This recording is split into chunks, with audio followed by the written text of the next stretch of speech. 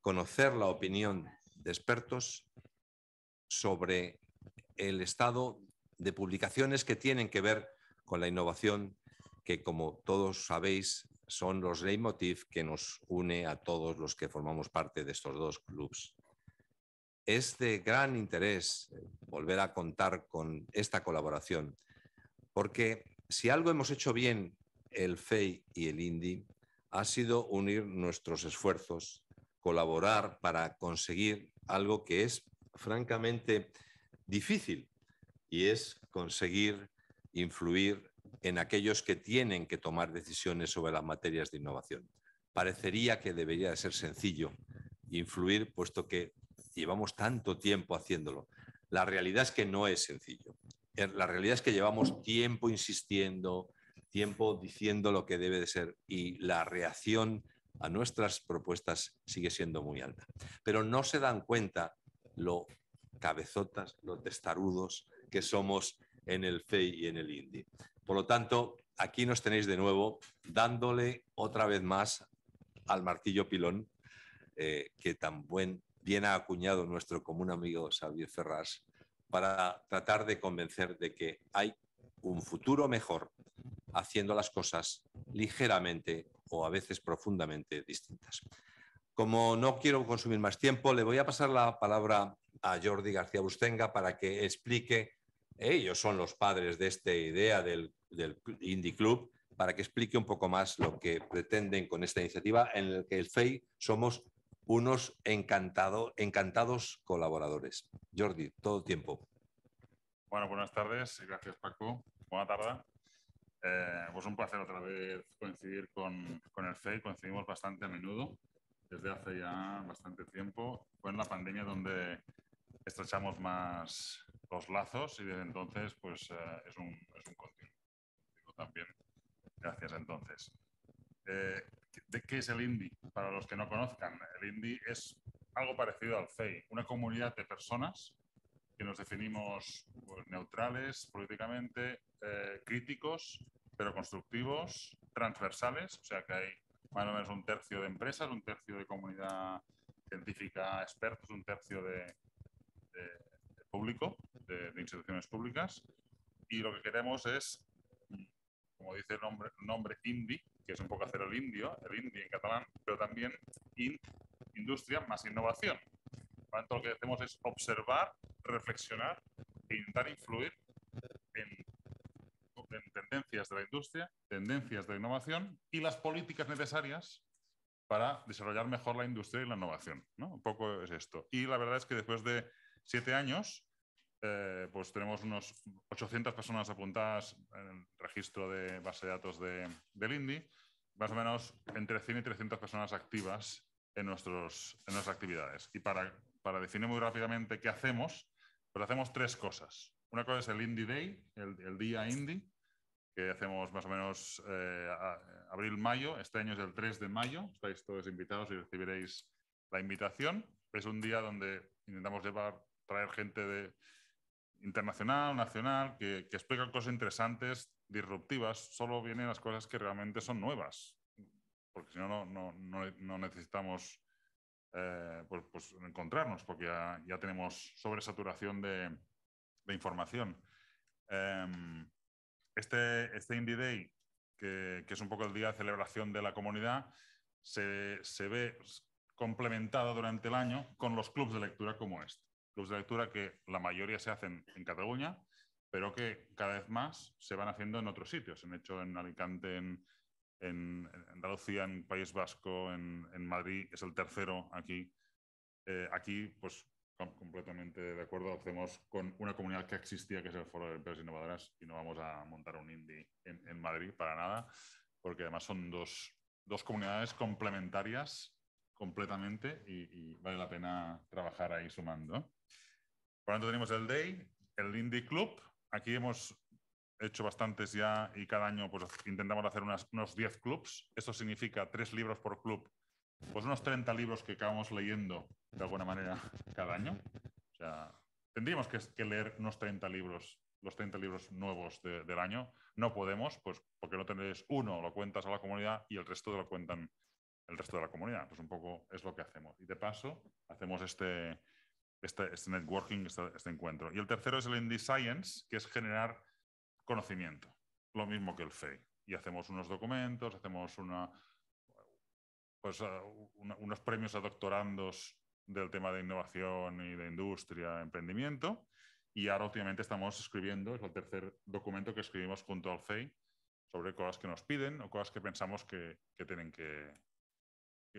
que dar luz un poco sobre el tema. Por ejemplo, la soberanía tecnológica o este tipo de cosas. Pues un poco era contaros esto, invitaros, sois FEI, sois Indie, y ahí nos encontráis también el 3 de mayo. Gracias, Paco. Muchas gracias, Jordi. Ahora pasamos ya a lo que nos ha llamado aquí hoy, que es a escuchar a tres, iba a decir, expertos, podría decir sabios, podría decir absolutamente vocacionales de este tema, que se han prestado a leernos unos libros y que estoy seguro vamos a disfrutar con su saber. El saber que está en el libro, pero también el saber que aportan los lectores, porque estoy seguro que no van a ser unas interpretaciones absolutamente inocuas, nos van a dar algo de su conocimiento. Y estamos hablando de José María Insenser, de Santiago López y de Áurea Rodríguez.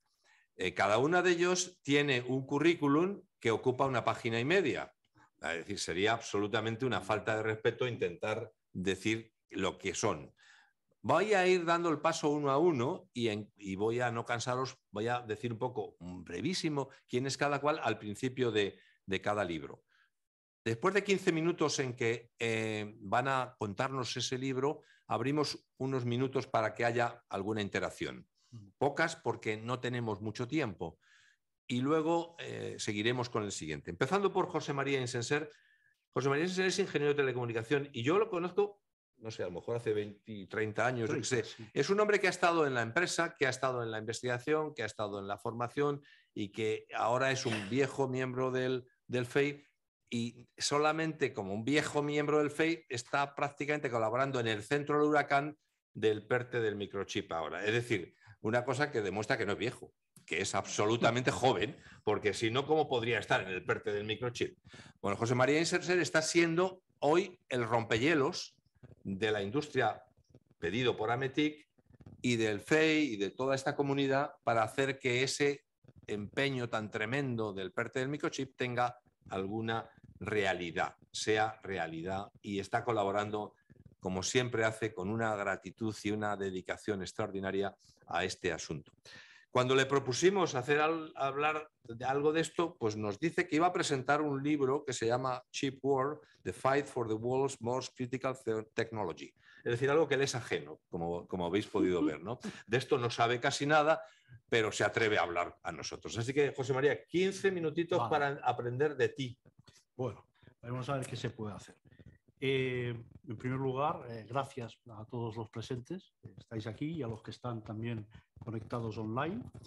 Y gracias a ti, Paco, y al FEI, pues, por proponerme leer el libro este.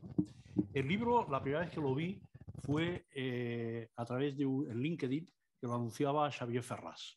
Y decía, voy a leer esto y bueno, mañana mismo me meto. Y yo lo que hice fue descargarlo, lo tengo así, no lo tengo en ebook, o sea que lo descargué y efectivamente me puse a ello. Lo que pasa es que creo que él terminó antes.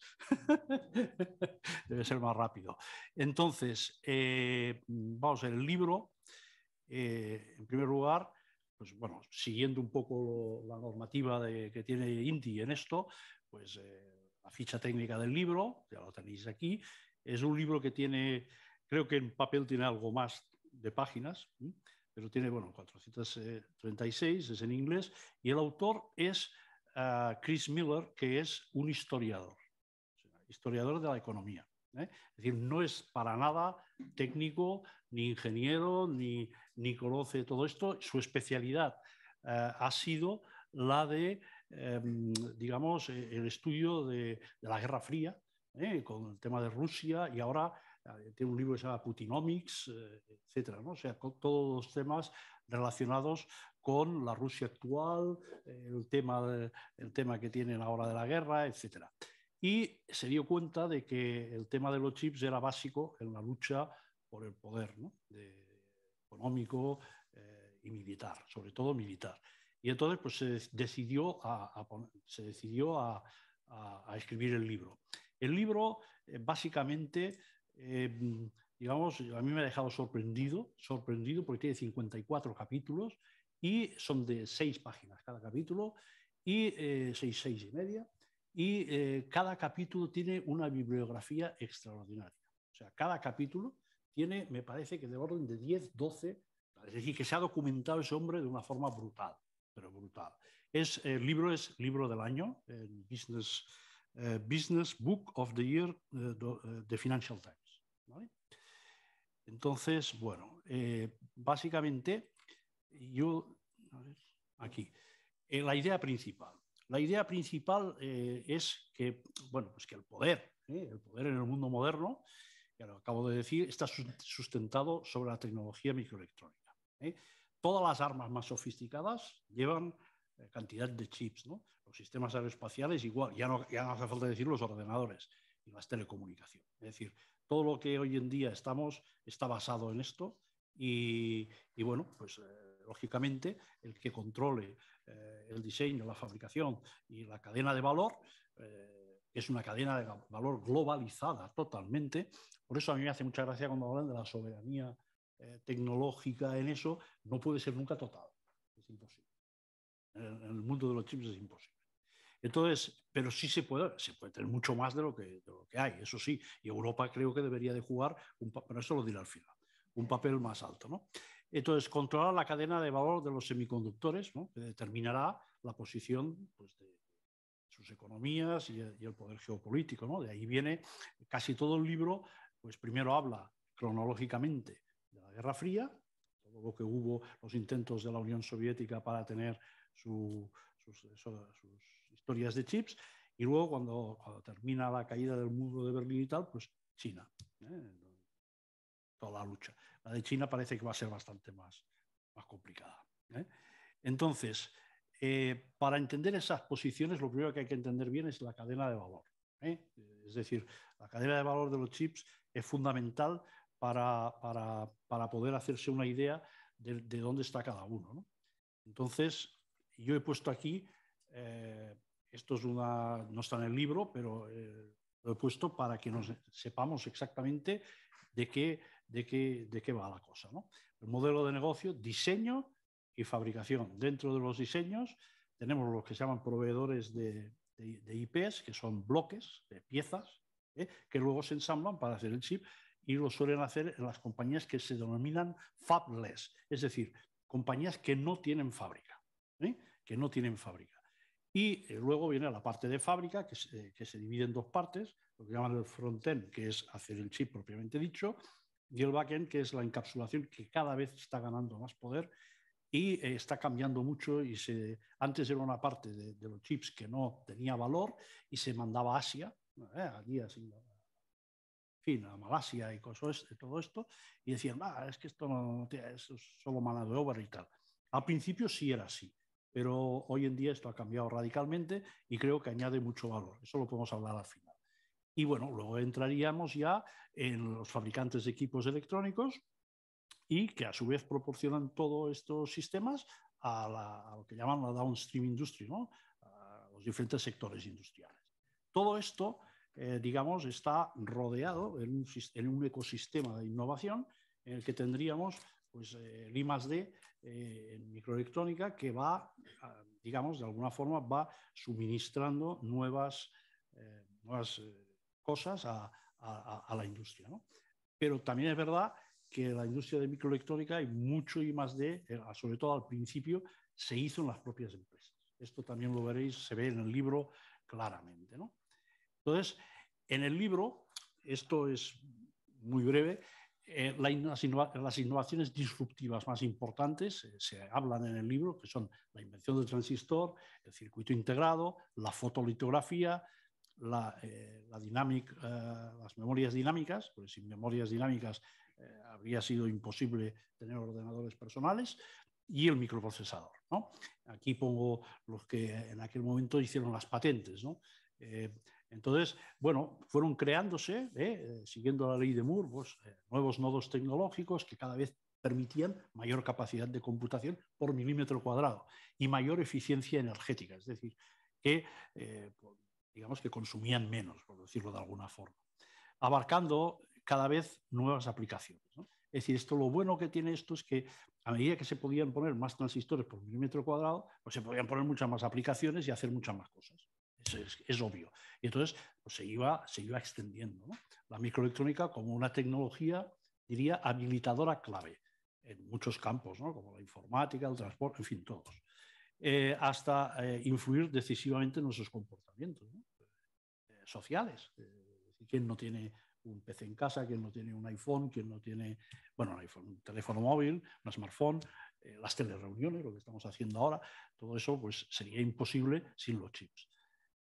Aquí he puesto una cosa muy interesante, que es la primera patente que hubo, la patente de Jay Lathrop, que este hombre casi no lo nombran nunca, y este Chris Miller en el libro hace bastante, le nombra bastante y le da bastante importancia y relevancia. Yo creo que el hombre se ha documentado muy bien, este Chris, porque tiene mucha importancia, que es la fotolitografía. Es decir, sin la fotolitografía no sería nada. Entonces, explica muy curiosamente que, bueno, que habla, el libro también es muy, eso lo hablaré cuando hable de la opinión, ¿no? Pero es muy distraído porque explica cómo Jack Kirby estaba en su laboratorio de allí de Texas Instruments y tenía los transistores todos conectados como una especie de maraña, ¿no? Como, me acuerdo, con soldados por aquí, con resistencia, esto es imposible hacer nada, decía, tal. Y al hombre se le ocurrió de pensar si esto, viendo los circuitos híbridos de capa gruesa, que es, digamos, el paso lógico de pensar que con un circuito impreso, decir, bueno, si imprimimos las conexiones, todo eso no tendrá esa movilidad, no habrá cortocircuitos, no habrá soldaduras mal hechas, etcétera, ¿no? Y entonces dijo, sí, pero claro, para hacer el transistor más pequeño, estaba mirando este reactor en un microscopio y dijo, caramba, si con el microscopio por lo que tengo es que una cosa pequeña se me amplía, hago la inversa, haremos la inversa del microscopio, y lo patentó y lo puso aquí y bueno, pues poniendo, habló con Kodak para que le diera los photoresist, digamos, para que la luz, la parte de la luz que imprime, que digamos que hace la reacción química, y esa parte pues ya queda fija, ¿no? Y la otra pues es la que se come, como si fuera un circuito impreso, ¿no? Que se come, que reacciona químicamente y se lo... Pues para protegerlo hizo la fotoresist, ¿eh? Y esto de verdad que es fue un avance muy importante. Fijaos que hoy en día, donde está la discusión más gorda es en ASML, que es esto, pero a lo bestia, con equipos de 100 millones. Y él lo hizo pues con una poca, vamos, casi nada, ¿no? Entonces, a ver. Así. Bueno, esto lo he puesto porque creo que merecen Desgraciadamente Bob Noyce no pudo recibir el premio Nobel porque falleció antes de que lo dieran. Se dio en el año, creo que fue 2000, no sé si 1990 o 2000, y Jack Kilby sí, Jack Kilby le dieron el premio Nobel, pero digamos Noyce, que fue el fundador de Fairchild, uno de los cofundadores de Fairchild, y Jack Kilby, que fue, digamos, en Texas Instruments, este que os he dicho que estaba con la maraña, y dijo que tal.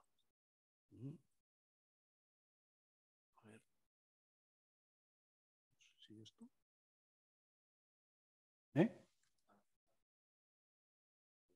Esta, ¿no?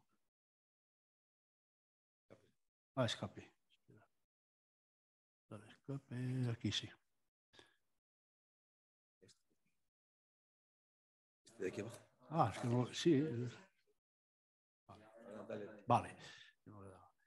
Bueno, esto son ideas principales que he visto yo en el libro. Evidentemente, otro que le dé otra lectura, pues encontrará otras y le parecerán otras. Esto es personal, es decir, es difícil, ¿no? Porque el libro, es que cada capítulo está lleno de información. Cada capítulo. Si estoy hablando que cada capítulo tiene como 10 o 12 referencias, pues fijaos. Entonces, yo creo que uno de los puntos clave es la colaboración de la industria americana de chips con las universidades de California, ¿no? Del Silicon Valley, porque fue clave en la automatización del diseño. Sin la automatización del diseño, o sea, Carver Mead y Lynn Conway y toda esta gente, pues esto hubiera costado mucho más, ¿no? Y la industria EDA, en la cadena de valor, si recordáis la transparencia primera, en la cadena de valor es un suministrador de la parte de diseño, porque digamos, es fundamental. Eso está concentrado en 3 compañías, solo 3 en el mundo, y americanas. Es decir, compañía que saca una cosa, comprada. Compañía que saca en Europa que hacía esto, comprados. Cadence, Synopsys y Mentor, 3 compañías. Entonces, esas 3 compañías son las que tienen el poder de todo eso. Y esas nacieron gracias a la colaboración de la industria con por ejemplo, la colaboración principal fue con Xerox, en Palo Alto. La colaboración de los gobiernos fue clave en la creación, ¿no? Y sobre todo, me voy a centrar en un punto solo, en la innovación de negocio. La innovación de negocio fue clave, que es la separación de diseño y fabricación. Es decir, el tema de... Porque esto hizo que hubiera muchísima más gente para poder diseñar, porque la inversión en CAPEX es brutal en la fabricación. Entonces no puede haber muchos, pero en lo otro sí. Y entonces esto ha sido clave, ¿no? Lo que pasa es que, bueno, dentro del diseño pues también hay que invertir muchísimo.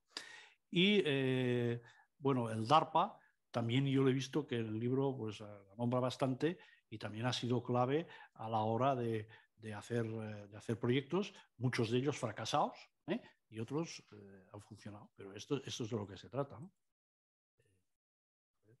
Otra vez. Sí.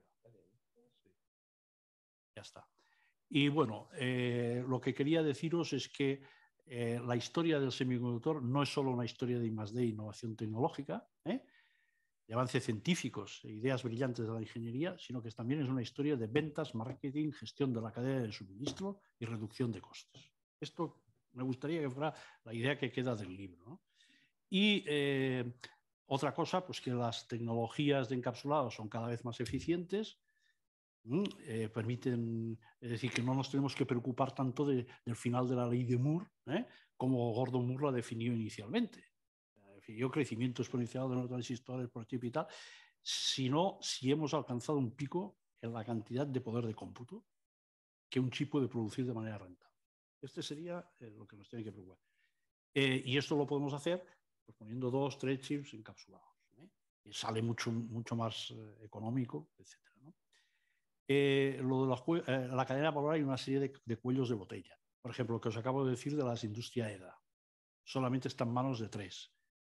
El tema de la fotolitografía está en manos de una sola empresa, que es ASML. Y el tema de la fabricación avanzada, la avanzada, solo está en Taiwán y Samsung, ¿vale? En Corea. Y no hay más. Entonces, quiere decir que habría que reequilibrar esa cadena. Y este es uno de los puntos que creo que hace falta, ¿no? Y bueno, el problema de la escasez y tal ha sido, según este hombre, ha sido debido a un crecimiento de la demanda por la pandemia y a la fabricación just in time, ¿no? Bueno, esto es muy interesante. Esto es sencillamente, tanto Andrew Viterbi como Irving Jacobs fueron los fundadores de Qualcomm, que es la primera fabless del mundo a día de hoy. Y todas las ideas estaban ya en 1965. He cogido un libro que tenía de la carrera, que es de Jacobs, es Bothenkopf-Jacobs. Y todo el tema de la recepción de receptores, la estadística, el CDMA y todo eso ya estaba metido aquí, pero no se podía implementar. Digamos, con grandes ordenadores, pero no se podía implementar en pequeño, ¿no? Y eso se consiguió gracias a que un día Jacobs era muy visionario y decía, "This is the future". Bueno, decía así en el año 71. En una conferencia lo metió. Y bueno, esto aquí también he puesto el tema de Dennard, que es otra persona que considero clave, que es el inventor de la memoria RAM. Aquí está la patente que hizo, de la DRAM, de la Dynamic RAM, y también del escalado de los MOSFETs.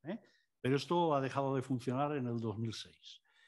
Y bueno, y Morris Chang, que fue el impulsor clave en las foundries. Y por lo tanto fue el impulsor del modelo de negocio Foundry Fabless, que es el presidente de TSMC. Tiene 91 años.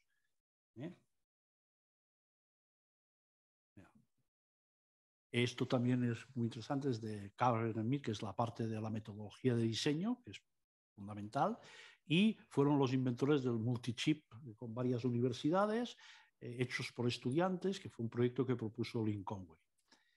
Y esto, pues, por ejemplo, es la gran alianza promovida por TSMC, que tal. Como podéis ver, está Tim Cook de Apple, que es el principal cliente de TSMC, es el número 1. Y el segundo cliente es Nvidia y Qualcomm, o sea, todas las compañías fabless. Bueno, esto es la... No lo voy a hacer. Sí. Esto lo voy a resumir en 2 palabras. En mi opinión, el libro es excesivamente americocéntrico. Pero es que es natural. Aunque entendemos que la mayor parte de la historia de Soros se ha generado. Sin embargo, es que Europa no aparece para nada en el libro, casi nada, ni una página. Ya, a día de hoy no está, pero sí hubo una época en los años 80 y 90 que representaba el 20% de la producción mundial. En cambio, sí está, que tampoco está ya hoy en día muy alta, pero el hombre, digamos, yo creo que se ha centrado demasiado en los nodos súper avanzados y no en los nodos de otras cosas que son esenciales. Si no estuviera los sensores, los convertidores AD, todo esto, tal. Entonces, yo creo que, en resumen, el libro es altamente recomendable, está muy bien escrito, mantiene la atención en un tema que afecta mucho más de lo que se suele pensar a la geopolítica actual, a la economía global y a la calidad de nuestras vidas, ¿no? El autor va alternando, ya he dicho, 54 capítulos, y va dando, los introduce siempre con la vida concreta de cada uno de esos señores, ¿no? Anécdotas, y a partir de la anécdota va sacando, pues, las conclusiones de cómo han ido las cosas, ¿no?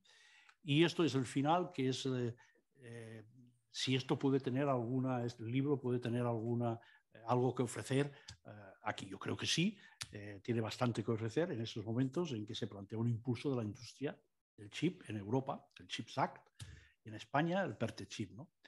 Y yo creo que nos tendríamos que, esa es mi opinión, en crear y fortalecer un ecosistema de microelectrónica de diseño avanzado de chips, para que en el futuro pueda haber aquí, en Europa, compañías fabless como Qualcomm, Nvidia, MediaTek, MaxLinear, Analog Device. Esas 2 compañías ya están aquí en España, MaxLinear y Analog Device, cada una con 150 ingenieros en Valencia. Entonces, bueno, están cogiendo talento español. Entonces, ellos se quedarán en España cada vez más si tienen ayuda, si se les cuida, en una palabra, ¿no? Y de allí es mucho más fácil que salgan spin-offs. De hecho, ya han salido.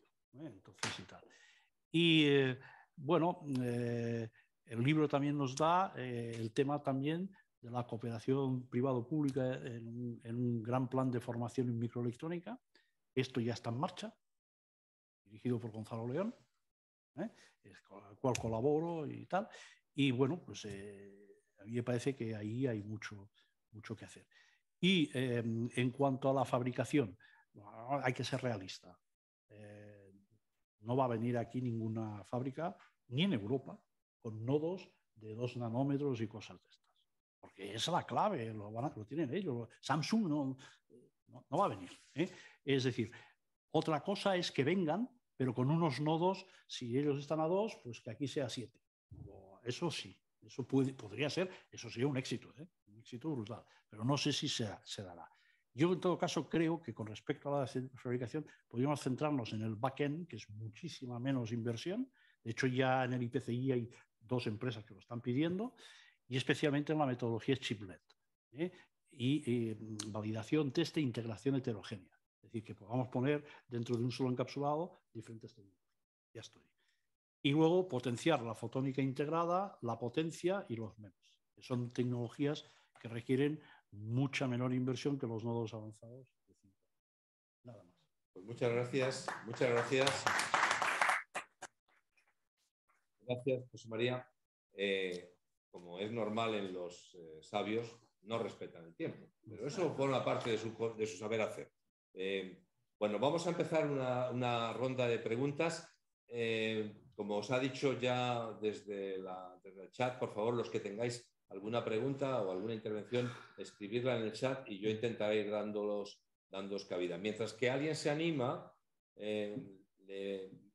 ya hay una pregunta, o sea que ya no tengo que inventar, me lo pone fácil. Bueno, ¿qué lugar ocupa China en esa cadena de valor que has mostrado desde el diseño del chip hasta su distribución a la industria? Es decir, te has referido a China, pero no nos has dicho dónde está. Exacto, correcto. Es que, claro, 15 minutos, vamos a ver. Es que este libro... Ya se queja. No, hombre, es que este libro es muy extenso, porque es que cada página tiene mucha información. Vamos a ver, China en estos momentos tiene fábricas, pero, por ejemplo, el problema, yo veo dos puntos que la pueden estrangular. Una, el tema del diseño, que, digamos, las herramientas se las han prohibido a estas 3 empresas americanas, está prohibido, con lo cual no sé cómo se lo van a hacer. O sea, yo imagino que se pondrán chinos allí a pensar otra. Sí, eso es lo que yo pienso. Y luego te han prohibido también a ASML que venda esas máquinas, pero bueno, tienen otras de otra generación que pueden seguir haciendo. Entonces yo creo que China, digamos, está en una posición en estos momentos, diría yo, claro, inferior a Estados Unidos y sobre todo a Taiwán y Corea, por supuesto, pero ellos no renuncian a ello y sé que tienen un plan de inversiones que le llaman Made in China 2025, que es brutal. Y entonces, si esto van a tener éxito, ¿no? Yo me imagino que espías y cosas de estas y tal, habrá todo lo que quieras, juegos de estos y tal, y en estos momentos está, digamos, debajo de la élite, pero yo creo que tiene capacidad fuerte de hacer chips, por ejemplo, de 40 nanómetros y tal, pues por ahí va. Pasándonos de China al otro extremo y España, ¿qué va a pasar? ¿Dónde consideras que vamos a estar en el mejor de los casos o dónde podríamos estar en el mejor de los casos de una aplicación del PERTE chip? ¿Qué aspiras como persona que está metida dentro de esto? Pues lo he dicho en la presentación, tener compañías que puedan competir con Qualcomm y con todo esto, es decir, con Nvidia y tal. Yo creo que podemos ser líderes digamos, en comunicaciones ópticas dentro del automóvil, una empresa que se llama Kadepov. Pienso también que Analog Device y MaxLinear, que están aquí en España, están liderando los chips de Wi-Fi 7. Claro, eso es un conocimiento brutal. Y después también hay unos spin-off del BSC que están haciendo cosas muy interesantes en RISC-V. Es decir, que yo pienso que en la parte de diseño se puede llegar lejos. Y en la parte de fabricación, para mí lo que yo pondría sería backend. De hecho, ya digo, en el IPCI hay 2 empresas que lo han pedido, y entre ellos Innova y Ricardo Valle. Y luego hay backend para hacer integración heterogénea con cooperación con Teledyne, la compañía francesa. Y luego, aparte de eso, pues pienso que se puede hacer un gran papel en fotónica integral, porque tenemos gente líder mundial, como el doctor José Campmany de la UPV de Valencia, que ha inventado una FPGA fotónica. Eso se dice enseguida. Lo que pasa es que son empresas pequeñas. Entonces yo lo que tengo miedo es el tema financiero. Muy bien. Pues no hay más preguntas y, por lo tanto, como tenemos mucha expectativa de seguir, vamos a pasar al segundo libro.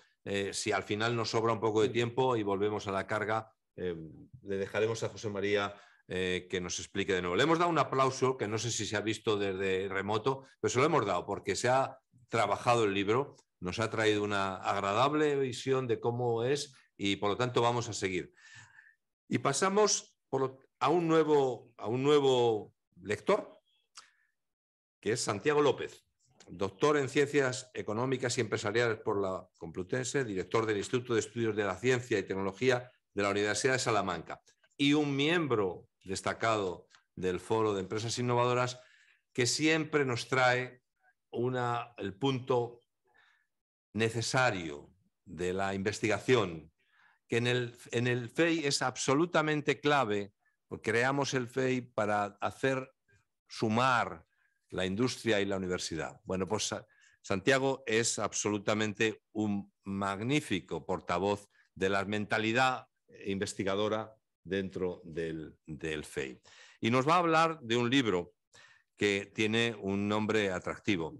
Me parece que es un poco más atractivo que el de la guerra esa que nos ha contado José María, porque pero fíjate que habla también de destrucción. Esta tarde bueno, luego vamos a acabar con algo más positivo. El poder de la destrucción creativa, de Philippe Agnon, Céline Antonin y Simone Bunel. Santiago, queremos escuchar qué has encontrado de constructivo en la destrucción creativa. Muy bien, muchas gracias. Tanto a ti, nuestro presidente, como a Jordi por la parte de Indie Club.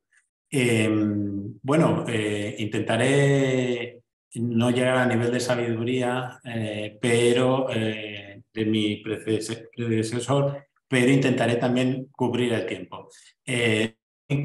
Deciros que voy a hablar de este libro y que este libro seguramente, bueno, ahí tenéis la referencia de los autores y un pequeño resumen que he sacado de la página de la Casa del Libro, por tanto es elogioso y un poco de marketing, pero seguramente lo que quería empezar por aquí porque os resultará conocido digamos, el hombre clave de este libro, el autor Agnon, porque recibió junto con Hewitt el premio Fronteras del Conocimiento del año 2020. Y lo recibió precisamente por lo que ahora voy a explicar, en buena medida por lo que representa, no por lo que es este libro, no por este libro evidentemente, sino por lo que representa este libro, que es todos esos estudios que estos economistas han realizado a partir de una idea de Schumpeter, que es la idea de la destrucción creativa, que ahora entraremos un poco en ella, pero mezclándola con todas, primero modelizándola y luego mezclándola con todos los estudios de nivel macroeconómico que han ido desarrollando en estos 22 años que han estado trabajando estos autores y todo el grupo que con ellos está. Por tanto, como os indico, estamos frente a ahí os lo señalo abajo, ¿no? Desde 1998, que empezó, digamos, la obra clave de este grupo, hasta el libro actual, El poder de la destrucción creativa, que fue publicado en inglés en el año 20 y aquí en España en el año 21. Bueno, primero en Francia, también en el año 20 fue publicado, luego inmediatamente en inglés y demás. Bueno, en estos 22 años, lo que van desde este libro, que es el libro que sintetiza y a la vez es el punto de partida de lo que llamamos la teoría del crecimiento endógeno, que ahora entraremos, es lo que en su día premió el premio Fronteras, y en torno a guión posiblemente estemos hablando de unos 30 o 40 científicos, más mayoritariamente economistas, que en varias instituciones claves han ido tejiendo este grupo y que han dado lugar a este libro que están estos dos autores muy jóvenes junto con el autor principal y que han ido formando lo que actualmente es todo un grupo de trabajo que muy posiblemente serán candidatos a premio Nobel. De hecho, ya están en las apuestas y seguramente en los próximos años pues, resultarán premiados muy posiblemente ahí aún tendrá el premio Nobel. Antes de meterme con la destrucción creativa, simplemente señalaros, volviendo un poco atrás, que el libro ha sido editado aquí por Ediciones Deusto y, como veis, es un libro largo de 493 páginas, y para que os hagáis una idea de hasta qué punto resume los trabajos de este grupo, pues ha sido un libro en el que yo he contado el número de artículos solamente de a guión que son citados y salen 116 artículos, ¿vale? Por tanto, también es una síntesis de todo el trabajo que este autor ha ido realizando con muchos de esos diferentes colaboradores. Pero vayamos a lo que nos interesa después de estos primeros 5 minutos. ¿Qué es la destrucción creativa? La destrucción creativa también la conocemos como el paradigma schumpeteriano. Y se basa en 3 cosas que todos nosotros, tanto en el INDI como en el FEI, tenemos muy claro y que sabemos que es esencial, ¿no? Primero es el respeto social al conocimiento acumulado.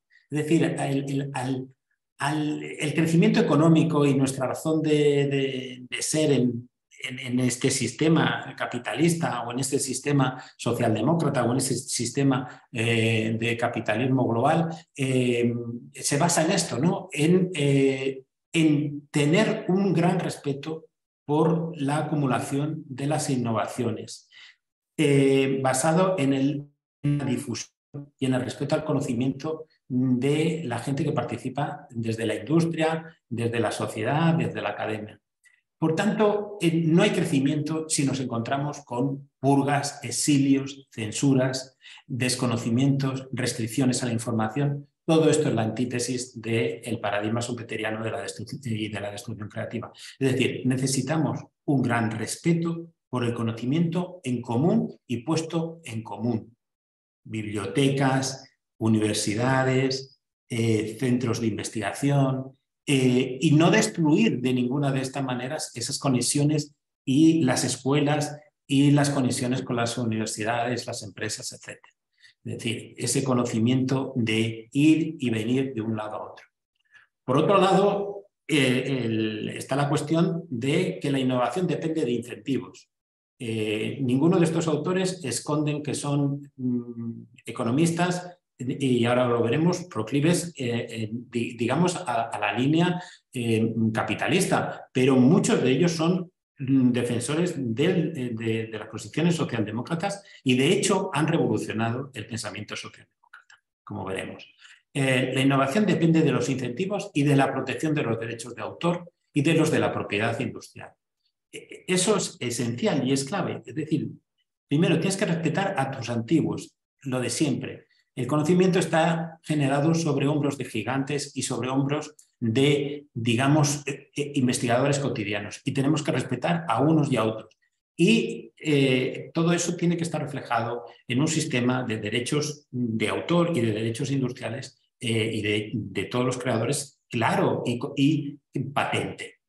Y luego, digamos, con lo que se queda la gente y la idea de destrucción creativa, que fue la que Schumpeter planteó, es que es muy sencillo. Las nuevas innovaciones hacen obsoletas a las innovaciones previas. O dicho en términos de empresas, las nuevas empresas destruyen las empresas antiguas. Las pequeñas empresas innovadoras hacen que las incumbentes o se reestructuren o desaparezcan, ¿vale? Este proceso es el que crea el continuo de la destrucción creativa, que es la idea que tenía toda la escuela de Schumpeter y de toda la escuela de donde viene el de economía, que es la escuela austríaca. Es decir, el mercado no es una cosa que existe en un momento, en una transacción, sino que es un continuo, una historia. Y en esa historia lo que vemos es ese proceso de creación y destrucción de empresas. Evidentemente, esto genera, que es lo que estudian muy bien en el libro, un conflicto permanente entre las empresas establecidas e incumbentes y aquellas que intentan entrar y, por tanto, son bloqueadas por las primeras o las meten demoras en sus innovaciones, etc. Esto es lo que estudian. Pero también estudian y presentan todo lo que eso representa en la sociedad. Es decir, la sociedad también resulta afectada. la gente se da cuenta que se está quedando atrás en muchos sectores, la gente, los trabajadores y todas las personas que están, y nosotros mismos nos damos cuenta que nos vamos quedando atrás y queremos retrasar el proceso frente a las nuevas generaciones que nos imponen una constante revolución. Eso también, y como veremos, es una parte crucial del libro y, como estaréis intuyendo, fundamental para las políticas sociales, tanto de la izquierda como de la derecha. Ahí tenéis los capítulos que tiene el libro y, como veis, va recorriéndolo todo. Desde las olas tecnológicas, el factor de la competencia es esencial también. Es decir, en ese factor de destrucción y creación, el elemento clave es que los patrones de competencia en una sociedad, todo lo que sean las comisiones, los aparatos del Estado para mantener la competencia y la calidad de esto sean esenciales. Pero, como veis, también nos está hablando de la trampa del ingreso medio, por qué unos países se quedan atrasados. Hacen un estudio muy bonito sobre el caso de Argentina. Si se puede eludir la industrialización y pasar directamente de ser un país agrario a ser un país del sector terciario, todo el problema de la ecología y el crecimiento sostenible, todo el problema de la destrucción creativa en la sociedad, los problemas de la salud y los problemas de la felicidad, cómo se financia todo. Hacen un capítulo precioso de cómo funciona todo el sistema de business angels en Europa y en Estados Unidos.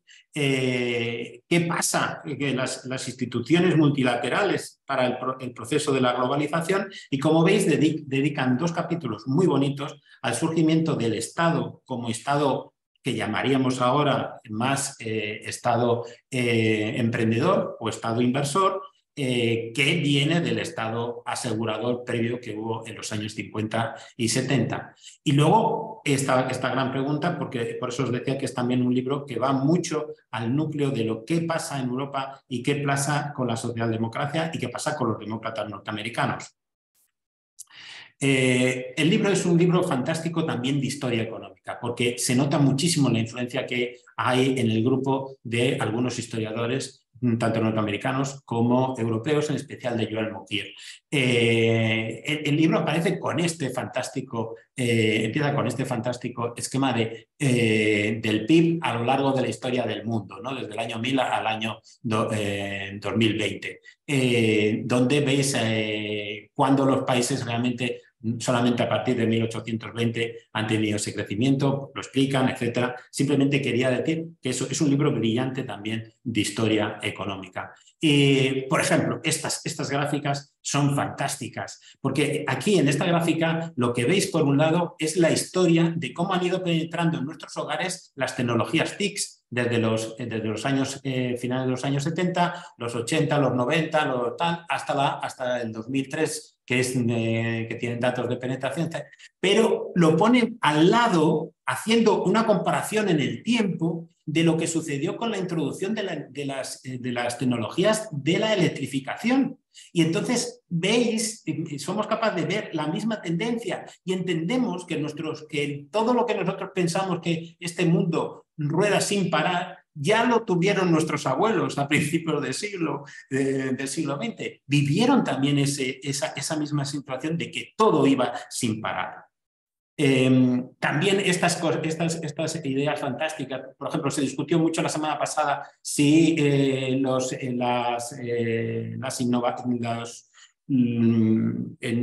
el artículo de Nature sobre si ya no había suficientes artículos de primera línea. No, lo que sucede es lo de siempre, es decir, a los artículos de primera línea le suceden, a los artículos, a las patentes, a los productos, le suceden toda una gama en la que hay que concentrarse de tecnologías de mejora, que, como veis, son muchísimas más, ¿vale? En términos de gente y de actividad, aunque su calidad, entre comillas, o su novedad sea mucho menor. Pero esto es el capitalismo y esto es la destrucción creativa. Ahí se basa la productividad de nuestros sistemas. De hecho, ahí tenéis este fantástico, ¿no? El sistema está lleno cada vez más de investigadores de primera línea, etcétera, pero la productividad sigue en otra línea, porque todos esos investigadores que están haciendo la revolución de las TICs van a tener que seguir de otros investigadores aún con mayor acumulación para que volvamos a recuperar parte del crecimiento de la productividad. Y luego estas cosas fantásticas, ¿no? De la movilidad social en relación con la intensidad de la innovación, donde vemos cómo esa destrucción creativa, cuanto más innovamos, más hacemos que llegue gente joven, y esa gente joven no necesariamente viene de los estratos más altos de la sociedad, sino que viene de... la innovación permite el acceso de la movilidad social. Aquí también lo tenéis. Como lo contrario, ¿no? Cómo se resisten las empresas ya incumbentes o las empresas instaladas para retrasar ese proceso. Ellas gastan y gastan gastos en lobby, de tal manera que donde más se gasta en, digamos, en presión sobre el poder y esas actuaciones, más desigualdad social encuentran en esos países. ¿Cuánto tiene, otras preguntas, cuánto tiene que subir el precio de la gasolina y de los productos de gasoil, etcétera, para que por fin la industria deje de hacer innovaciones secundarias del asunto, digamos, de los coches y de los motores clásicos, y finalmente se meta en tecnologías eléctricas o de electrificación? Pues un 40%, ni más ni menos, ¿no? Entonces, esas es cosas que nos van presentando. Aquí también, que, bueno, es cierto que podemos hacer todo lo posible porque la innovación sea eruptiva, etcétera, etcétera, pero desgraciadamente el 1% de la población que tiene la riqueza tiene también la posibilidad de que sus hijos sean los innovadores del futuro. Y ya casi para terminar os presento esto, ¿no? Que este no es una investigación literal del grupo de Guion, pero es con el grupo de Deaton, que recibieron el premio Nobel hace 2 años. Con el grupo de Deaton tienen una fuerte relación, y ahí tenéis esto. ¿Qué pasa socialmente? Socialmente lo que tenemos es que los norteamericanos blancos, con que solamente tenían educación secundaria y no había, o ni siquiera habían accedido, son la gente que muere por desesperación. Son, en cierta manera, esos votantes que quieren romper el sistema y que tantos problemas nos están dando en el mundo. Y, sin embargo, cuando lo comparamos con lo que está pasando con otras poblaciones, las poblaciones negras, las poblaciones hispanas, se están integrando muchísimo más. Y en Europa el problema de esa mortalidad por desesperación, que empieza porque pierdes el trabajo y luego empiezas a tomar barbitúricos y luego terminas alcoholizado y entras en depresiones, etcétera, se ha ido reduciendo porque los problemas, nuestras sociedades son, como ellos señalan, mucho más flexiseguras, y sobre todo ponen el caso de Dinamarca, que es el que mejor comportamiento tiene. Por último, os señalo las políticas anticíclicas, donde ahí tenemos a España, que tiene un comportamiento, digamos, en la media un poquito mejor. Por primera vez también vemos que nos separamos del grupo de Grecia e Italia, y esto es gracias a que tenemos un mejor comportamiento con respecto a, digamos, la función que el Estado hace en conservar la competencia, pero tenemos un mal comportamiento de la innovación, ¿vale? Todavía no conseguimos que nuestras pequeñas empresas, las grandes empresas, poder romper y conseguir la creatividad plenamente. Por último, ¿qué supone este libro? Bueno, pues un vuelco de la teoría económica, de la política y sobre todo de la política socialdemócrata. Esto empezó hace tiempo con los autores que ahí señalo, pero lo que sí me interesaría deciros es Por ejemplo, un libro como el de Mazzucato sobre el Estado emprendedor, este libro, si lo hubiese escrito hace 10 años o 15 años, se habrían reído muchísimo de ella. Ahora nadie duda de que el Estado puede ser un Estado emprendedor, pero es gracias a toda la investigación que el grupo guiado por Aion ha puesto encima de la mesa. Muy bien. Y por último decir esto, esta es una obra de visión general, moderna, para el mundo actual y que creo que es muy interesante para el Estado español, ¿no? Muchas gracias, Santiago. Hemos pasado de los chips a la política económica. Eso es la riqueza del pensamiento, ¿no? Podemos transitar de un sitio a otro con una rapidez brutal. Como antes, os pedimos que los que queráis intervenir lo hagáis a través del chat. Somos muchos y hay que tener un cierto orden para poder avanzar en el tiempo. Parece que Vanessa quería intervenir. No sé si desde la organización del foro se puede hacer entrando directamente. Yo prefería que fuera por el chat, pero si no, si preferís hacerlo por la palabra, pues le tendríais que dar la palabra a Joan. Vanessa, por favor. Tenéis que darle la voz porque la gestión de la voz la lleváis desde la mesa. Sí, ya tiene voz en estos momentos. Bueno, vamos a ver. Hay una pregunta que nos dice, mientras que se arregla el tema, el conocimiento, la pregunta entre paréntesis dice, ¿el conocimiento tiene ideología? ¿Qué relación hay entre esos dos conceptos? Ala, Santiago, ya tienes para una clase doctoral. Bueno, ¿el conocimiento tiene ideología?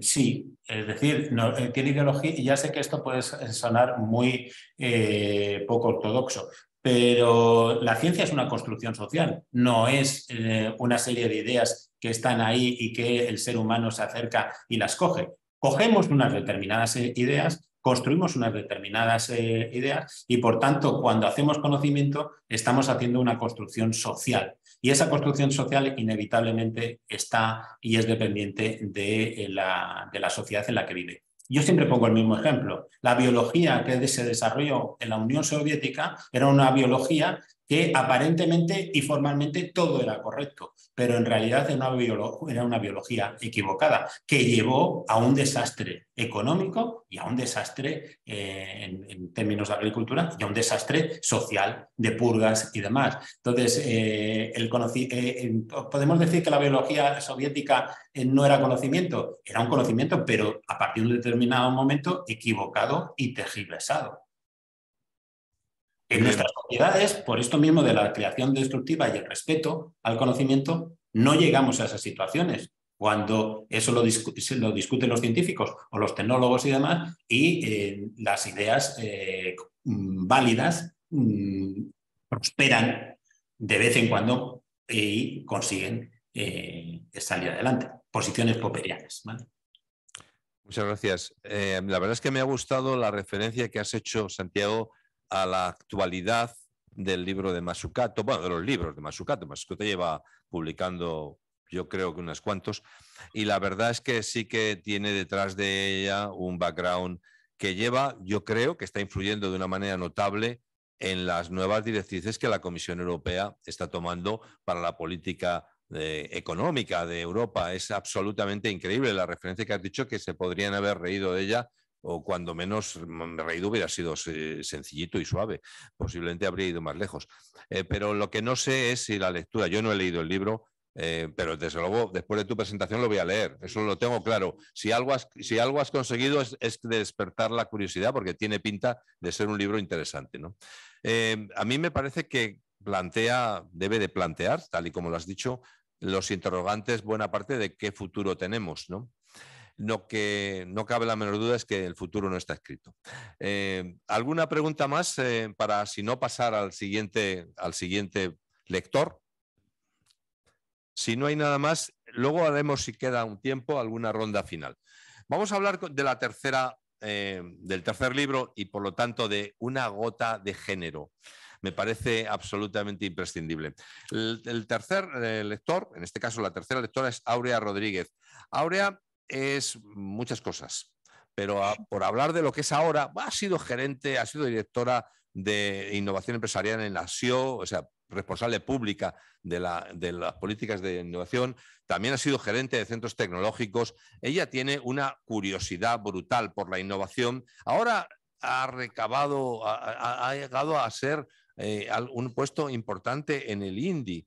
Enhorabuena, Jordi, por el fichaje. Esto es un fichaje interesantísimo. Pues Áurea nos quiere hablar de algo que, como es la autora, decía esta tarde, voy a presentar mi libro, que eso es una cosa muy divertida.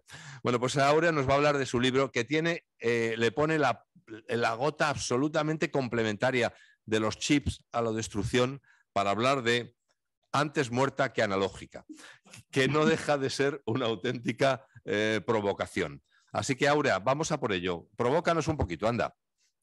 Muy bien, pues muchas gracias, Paco, a UCEI también y al INDI por darme esta oportunidad de colaborar con ellos, con el Consejo y con toda la organización del INDI, que la verdad es que es un equipo humano de primera.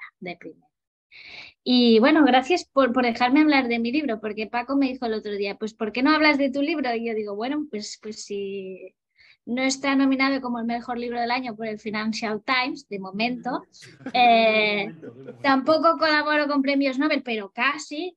Pero bueno, os explicaré un poco. Yo he sido muy disciplinada y he hecho la presentación de mi libro con el PowerPoint. Pero me gustaría que me interrumpierais sobre todo, porque si no yo tengo tendencia también, no soy académico, pero me enrollo como una persiana también. No te preocupes que no te vamos a dejar, Áurea. De acuerdo. ¿Veis la pantalla, verdad que sí? Bueno, este es mi libro.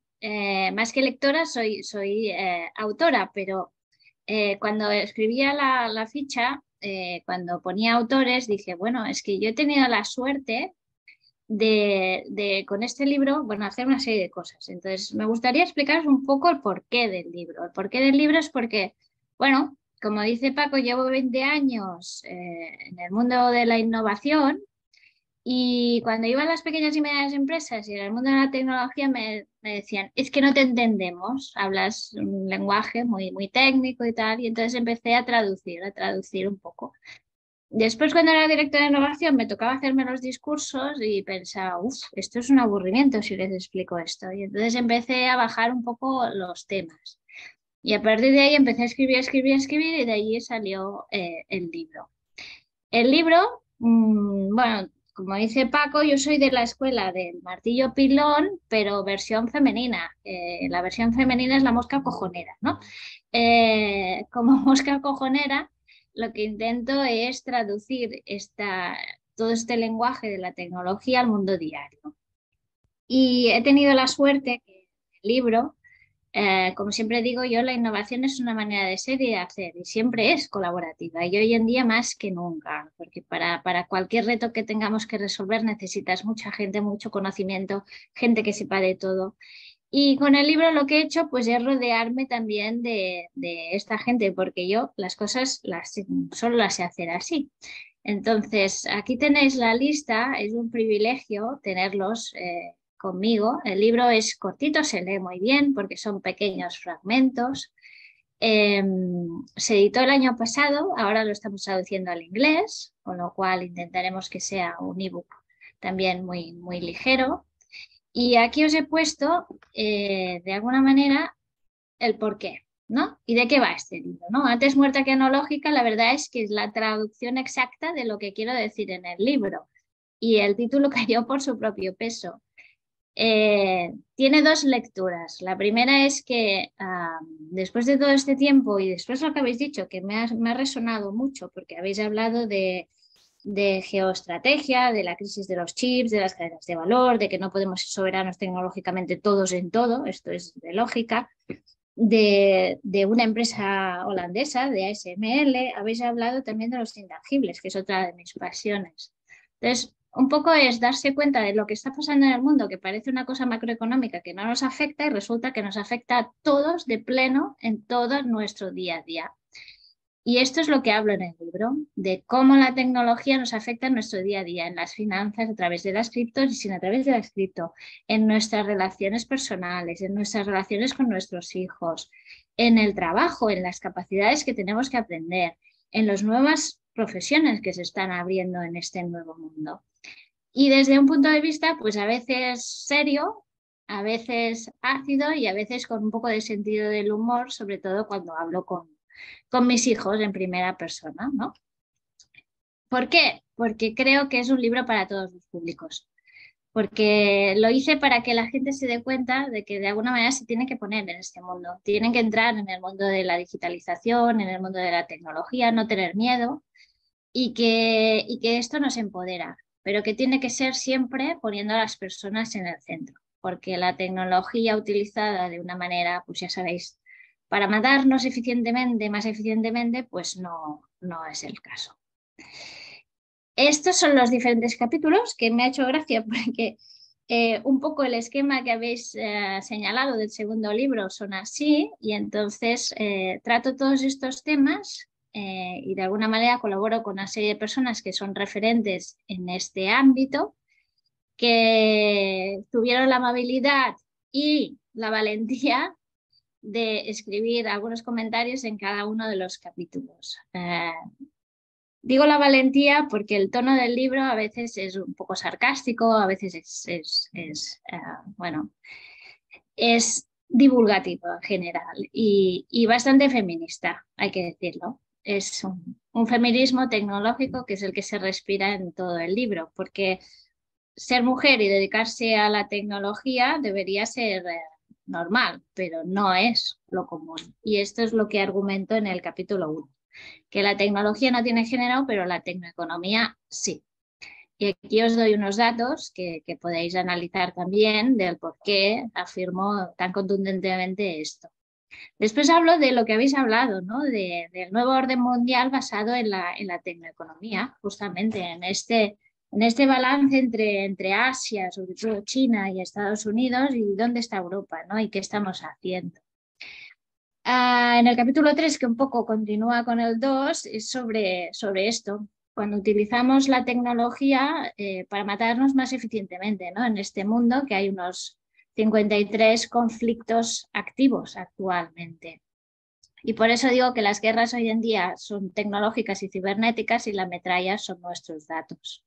El cuarto, aquí es donde Jordi me hizo un comentario donde digo que innovar y emprender es una manera de ser y de hacer realmente y el porqué de todo esto.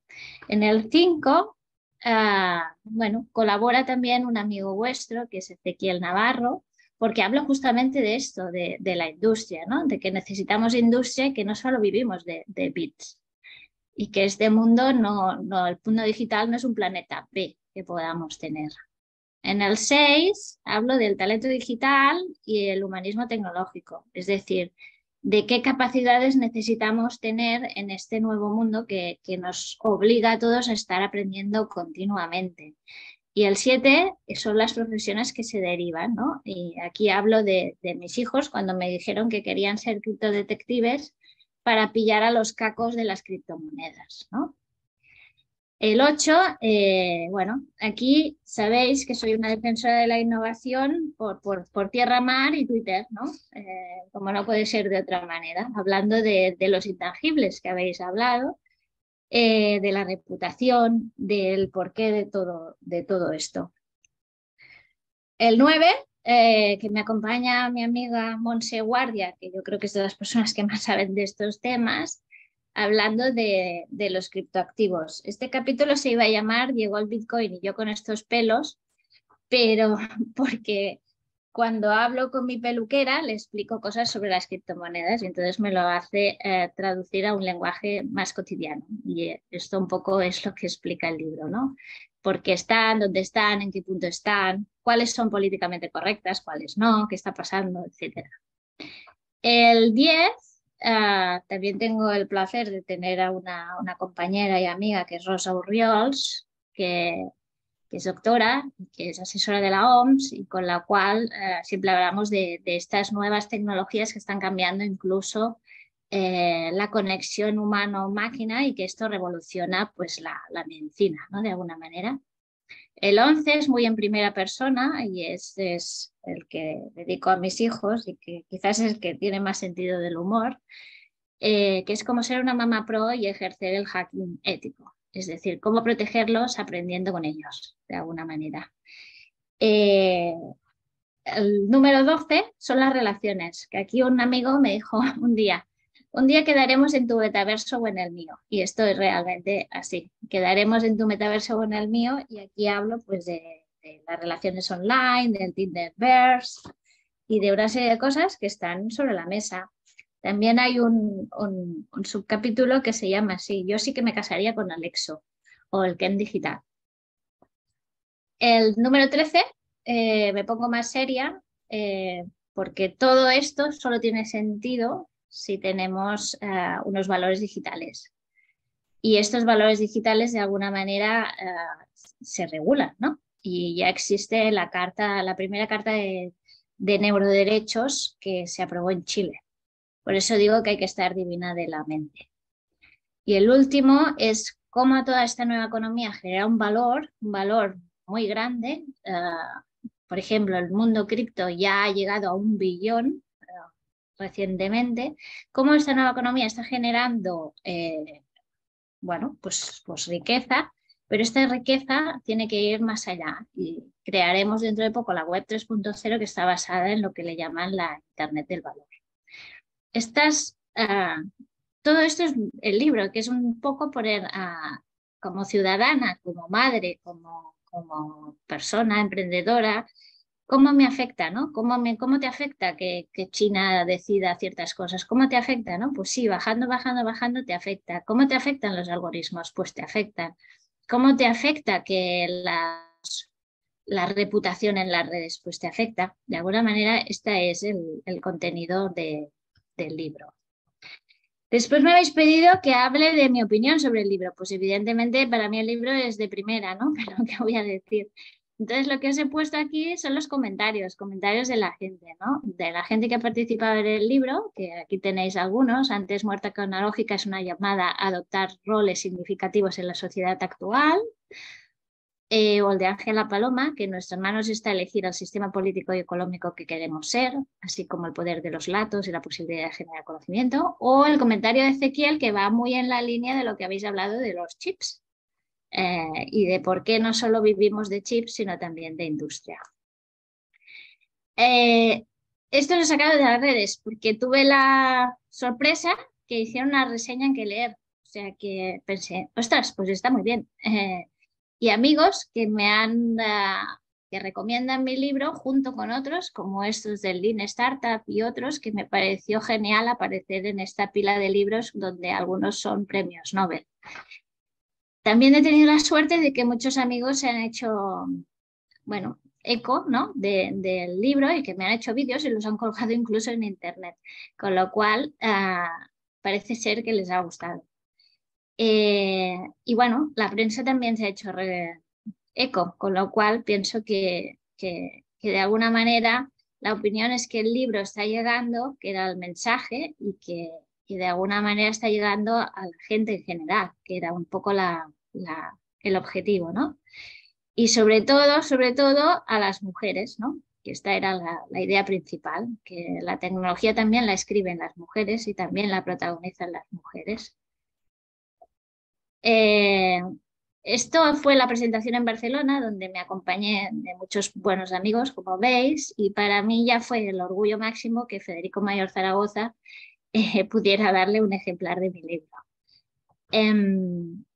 La aplicación, me habéis pedido cuál era la aplicación, pues la aplicación es esta, ¿no? Que cada vez haya más, que todos que venzamos esta brecha, que esta brecha es de género, de edad, de lo que sea, que la tecnología nos empodere a todos y que de alguna manera sirva para ver que la tecnología no tiene género. La tecnología lo que permite es empoderarte, y empoderarte en las redes, empoderarte en tu trabajo, empoderarte para hablar con tus hijos, para comunicarte, para ligar, si queréis, para adquirir responsabilidades en este nuevo mundo.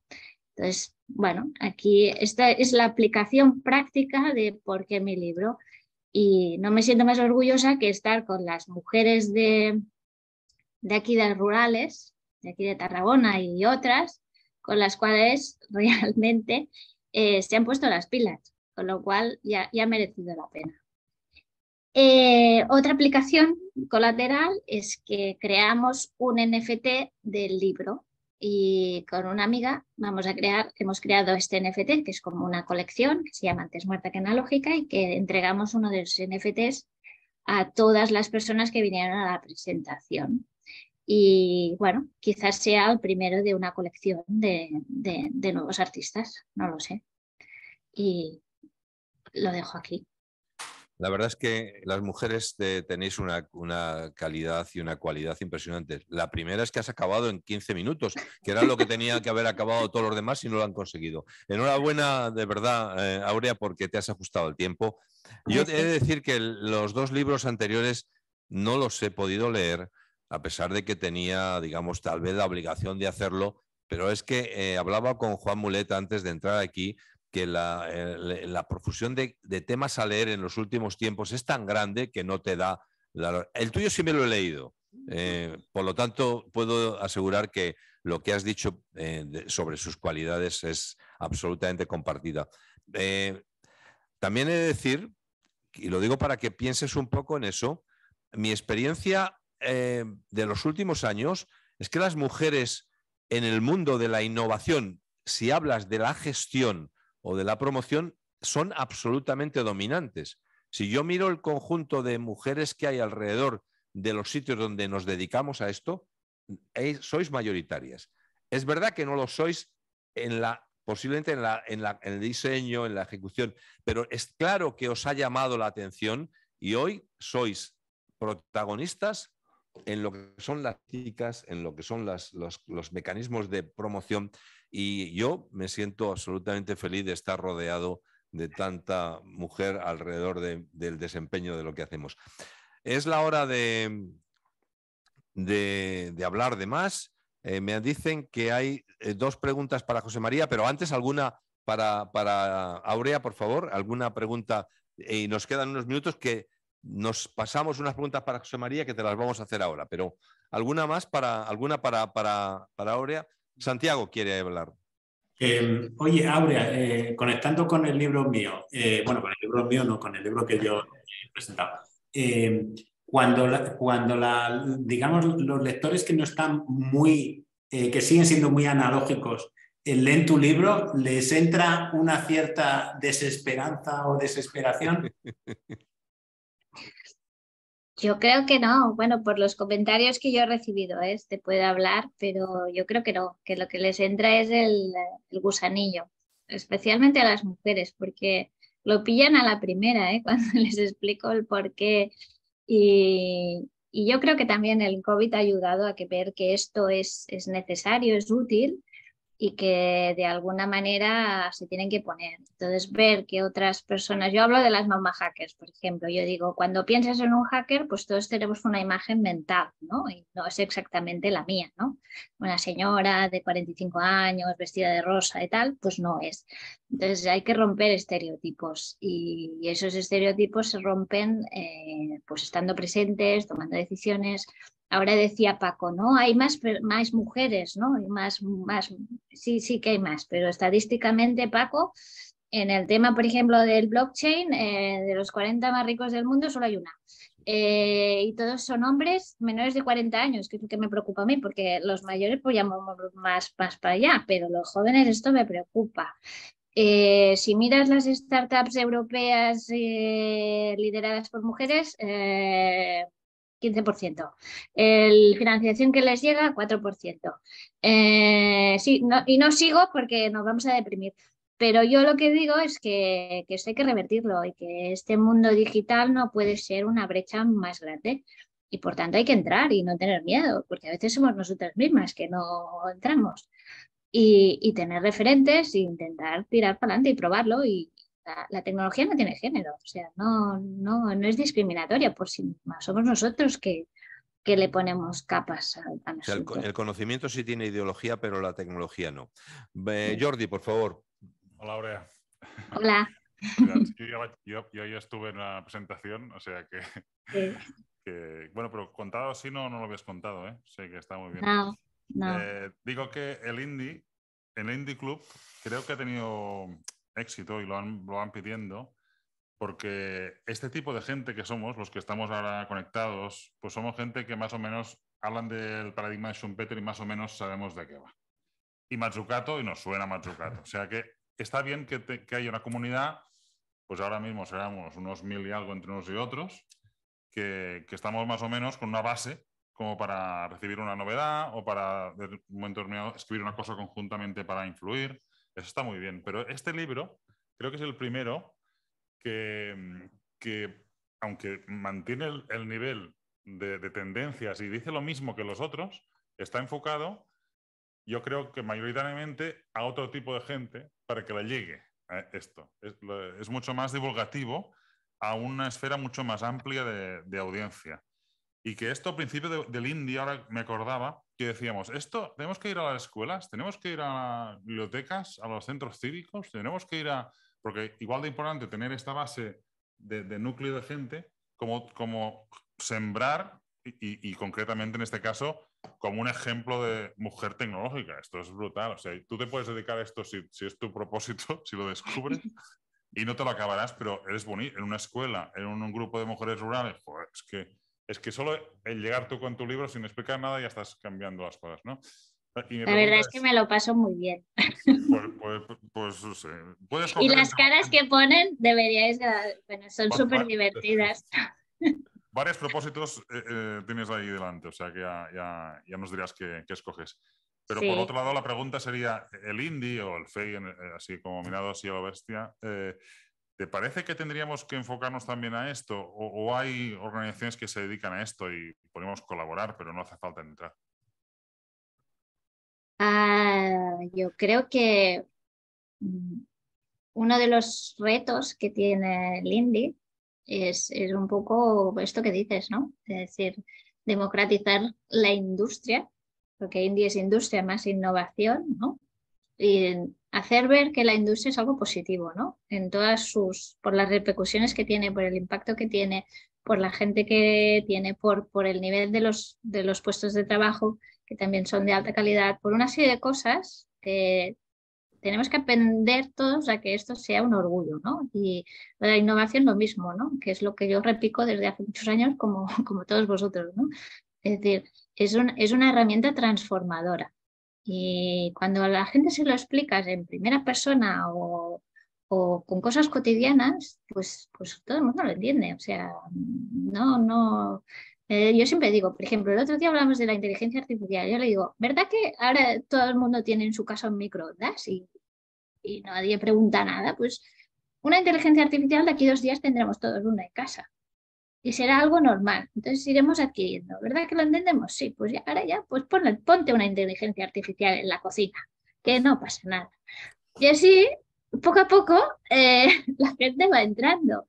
Y si les encuentras las utilidades a las cosas y son a fin de bien, continúo diciendo lo mismo, porque aquí los drones los utilizamos también para matarnos muy bien, pues la gente lo entiende. Y el indie, que tiene como objetivo también, pues de alguna manera, divulgar, promocionar y hacer ver estos valores de la industria y de la innovación, yo creo que ¿por qué no? ¿Por qué no de alguna manera hacer esta gota de aceite, ¿no? Que corra, colaborando siempre con otra gente? Yo siempre lo digo, yo sola no sé hacer las cosas, ya lo veis, no he escrito un libro sola. O sea Muy que... bien. Nos quedan escasamente unos minutos para ser puntual en la hora de cierre. A ver, me dicen que hay otra pregunta más por el chat. Voy a intentar mirar. Pero vamos a ver, vamos a volver, si no os importa, a la pregunta que se quedó antes para José María Insenser de Oriol Estela. Por favor, sé breve en la respuesta. Me gustaría acabar en tiempo por el respeto a los que están oyéndonos. La pregunta es, dice, ¿el planteamiento que se explica para los chips es el mismo en el caso de la computación cuántica? Yo no soy capaz de saber realmente la pregunta a dónde llega, pero si tú eres capaz de responderla, me parece estupendo. Bueno, yo en primer lugar no conozco la computación cuántica porque no he trabajado nunca en ella. Lo poco que he leído, digamos, yo veo que es otro mundo, es decir, es un salto cualitativo bastante... Es un salto cualitativo, perdona, que yo veo que son dos mundos, digamos, que aunque están relacionados, porque en principio pues, se seguirá necesitando el control electrónico para manejar todo lo demás, hombre, la computación cuántica es un salto cualitativo muy importante. El qubit, conforme al bit, pues ya me dirás, es decir, las combinaciones que puedes hacer, ¿no? Yo no soy capaz de hacer una predicción de la computación cuántica. Tengo que ser así de claro. Muchas gracias, José María. Me has dejado tranquilo porque yo tampoco hubiera sido capaz de decir nada. Y Ana María Sánchez Granados te pregunta, para acabar, porque creo que es una buena fórmula, que ¿qué aconsejarías a una futura universitaria que estudiase? ¿Qué talento necesitamos? Esta es peor que la de la cuántica, ¿eh? Esa es peor que la de la cuántica, sí. Pues oye, lo que ella se sienta a gusto. Es que esa es mi respuesta, lo que a ella más le guste. Es decir, depende digamos, si es por cuestiones de sueldos y cosas de esas, pues seguramente hay cosas que hoy en día en España paguen bastante más que la microelectrónica, ¿no? Eso seguro.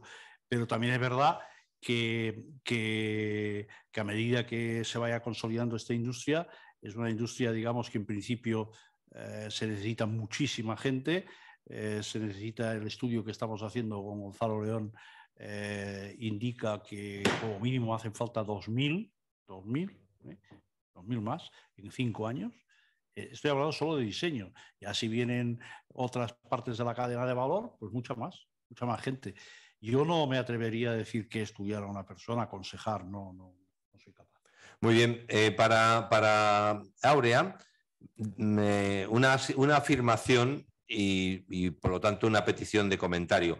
De las 35 empresas del IBEX, solo 3 tiene presencia de una mujer en el consejo de dirección. Y dice con rotundidad, mucho macho alfa stopper hay. Yo no sé si el dato es correcto. Áurea, ¿tú tienes ese dato? A mí me suena un poco exagerado. No, pero dicho lo cual, hay un estudio de la Fundación Gates que dice que nos faltan 208 años para llegar a la igualdad, ¿no? De hecho, no hay ningún país de los 197 que sea igualitario hoy por hoy. Con lo cual, hay que seguir repicando. Y yo personalmente digo que soy feminista tecnológica, porque creo que o sea, no hay ninguna política mejor para cualquier persona, hombre, mujer o lo que sea, que tener un buen trabajo y un futuro. Con lo cual, este es un buen ámbito, hay que lanzarse, hay que probar, hay que estudiar, hay que aprender toda la vida, que esto es lo más importante, y sobre todo que te guste, porque ya que te vas a dedicar. Claro. Pero que no hay que tener miedo y entonces hay que romper un poco los paradigmas y los algoritmos, que también, este da para otro libro, me parece a mí. Jordi quiere decirnos algo y yo voy a acabar en 2 minutos. No, solo deciros que estas presentaciones estarán colgadas pronto en la web de Indie, como todos los clubs anteriores, por lo tanto aquí podéis ver, por ejemplo, Matsukato, el primer libro y otras. Y deciros que en total, pues los que no hemos leído estos 3 libros, bueno, el tercero sí que me lo he leído, pero en un caso de que nadie, son 1.886 páginas. O sea, que bueno, que este es un poco el objetivo, que en una tarde hemos puesto al día de lo que ponen, en una pequeña primera visión de más de 1.000 páginas. Gracias a Fey. Muchas gracias a todos. La verdad es que ha sido un placer. Yo por lo menos me lo he pasado en grande. Me llevo la obligación de leerme el segundo. El primero, José María, me vas a perdonar, pero no me lo voy a leer porque estoy superado. Pero el segundo, Santiago, me lo voy a leer y te pediré consejo para interpretar aquellas cosas que no debo de perder. Hemos hablado... Sí, José María. Voy a hacer un comentario solo. El libro, el Chipware, es un ejemplo práctico de lo que ha dicho Santiago. Es decir, de la destrucción creativa. Porque, digamos, cantidad de empresas en el sector este es brutal, brutal. Es decir, la cantidad de empresas pues, que se han visto, que se han destruido porque han venido innovaciones. Claro. Solamente decir que hay una unión muy interesante que además me ha parecido extraordinaria la presentación de Santiago. Pues muchas gracias. Hemos hablado de chips, hemos hablado de creación, de disrupción, de destrucción, hemos hablado de feminismo y hemos hablado de vulgarización de conceptos difíciles. La verdad es que espero que lo hayáis pasado bien. Lo que os aseguro es que el año que viene haremos otro Club Indie en el FEI, porque por ahora funciona muy bien. Gracias a todos por participar, por escuchar. Un aplauso fuerte para los lectores. Buena tarde a todos.